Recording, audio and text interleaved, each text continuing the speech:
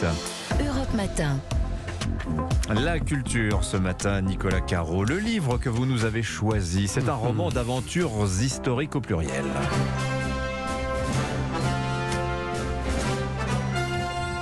C'est déjà Noël chez Nicolas Caro en ce moment-là. Il s'est refait tous. Vous avez reconnu Indiana Jones. J'y pense toujours un peu quand je lis un roman du duo Giacometti-Raven. Eric Giacometti et Jacques Raven, deux érudits calés en histoire dans laquelle ils intègrent leurs intrigues, avec souvent d'ailleurs le commandant Antoine Marcasse, leur héros fétiche. Il revient donc dans leur nouveau roman Le Royaume perdu chez Lattès. Pour l'instant, pas de Marcasse. C'est le prologue. En 1229, dans la vallée de la Kadisha, au monastère du bout du monde, il y a là Bachir. Il attend devant un Christ en ivoire. Et qu'attend-il, Bachir ? Eh ben, il sait pas trop. Ça fait plusieurs années qu'il a été recueilli et éduqué par des moines. Et ce soir-là, on lui a dit « On viendra te chercher, attends le signe ». Mais bon, là, il est resté prosterné toute la nuit sur le dallage froid. Il n'a pas vu spécialement de signe, à part éventuellement peut-être un vol de colombes qui ont formé un genre de 8 horizontales. Mais bon, rien de probant. Et puis enfin, la porte s'ouvre. On le fait entrer. Les grands anciens sont là et il voit dans les murs des cavités avec des crânes dedans. On lui explique qu'un jour, lui aussi aura le privilège de reposer ici, mais plus étonnant encore, il reconnaît un homme habillé à la musulmane et un autre qui se présente comme juif.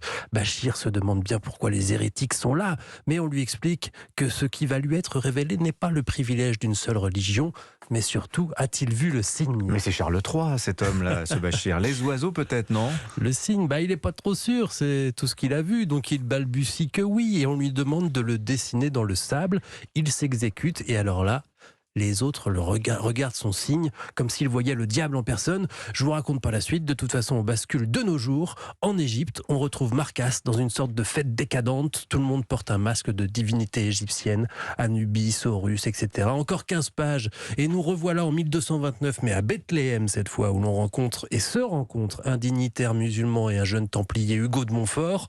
Voilà, tous les ingrédients sont là. Ça va donc du Moyen-Âge à l'intelligence artificielle et chacun mène sa quête dans son époque. C'est un livre haletant, romanesque, on court dans tous les sens, une action par page, mais un roman qui s'interroge aussi sur l'utopie, sur ce qu'est un monde parfait. Est-ce que ça existe ?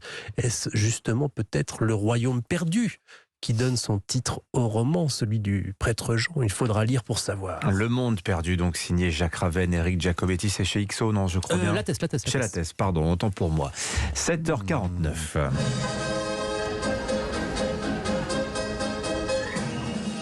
Décidément, vous êtes très intro musical ce matin. Tout le monde connaît le gag de la tarte à la crème, la chute sur la peau de banane, la fleur en plastique, la pchit qui vous arrose.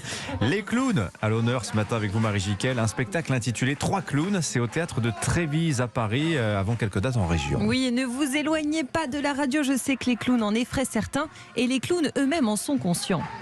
C'est une monstruosité le clown, même le clown dans son grimage classique, c'est une modification de la morphologie humaine.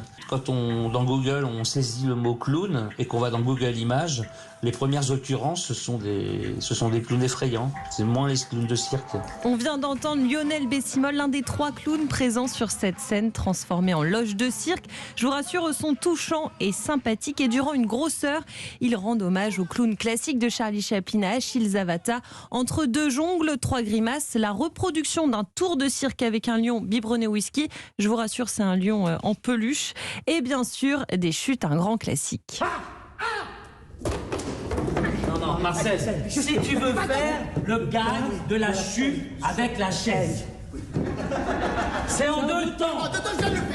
Non, tu cries, puis tu tombes. Je sais le faire, Non, tu cries, puis tu tombes. Vous avez bien retenu la leçon, Dimitri, cries, puis pour tu le tombes. gag. Voilà. Et sur la table de cette loge improvisée repose la Bible des clowns, un livre de Tristan Rémy paru en 1945 appelé Les clowns, un traité qui répertorie tous les trucs et astuces des clowns du monde entier.